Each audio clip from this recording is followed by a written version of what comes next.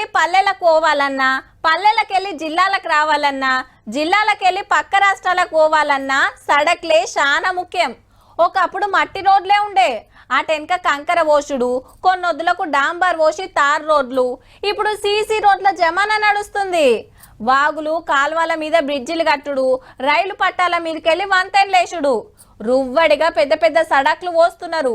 Development అంటే కంపెనీలు ఆఫీసులే కాదుల్లో, first ఉండాల్సింది చక్కటి సడకులే. మరి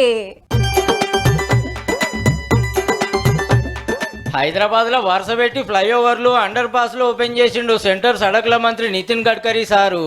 శంషాబాద్ కెళ్లి ఆరంగర్ కు 6 లైన్ల రోడ్డు, అటు బిహెచ్ఎల్ ఇటు అంబర్పేట్ల ఫ్లైఓవర్లు, హైదరాబాద్ కెళ్లి వరంగల్ నాగపూర్ పోయే తోవల అండర్ పాస్ లు షురూ చేసిండు.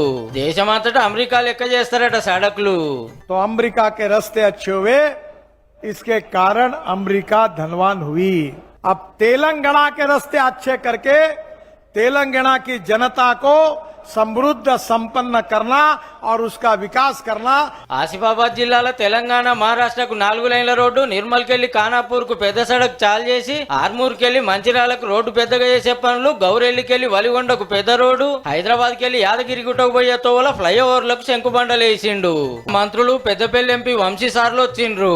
ఒక్కనాడే తెలంగాణకెళ్లి 6,000 కోట్ల పనులు అరుచుకున్నాడు గడ్కరీ సారు. మరి ఫ్లైఓవర్స్ మంత్రి అంటారు, నితిన్ గడ్కరీ గారిని జాతీయ రహదారుల మంత్రి అంటారు. హైదరాబాద్ కెళ్లి విజయవాడ పోయే పెద్ద రాస్తా మీద ఇంకింత గట్టిగా నజరేయాలి, చెప్పున 6 లైన్ల రోడ్డు కంప్లీట్ చేయాలని కోరిండు మంత్రి కోమటిరెడ్డి వెంకటరెడ్డి సారు.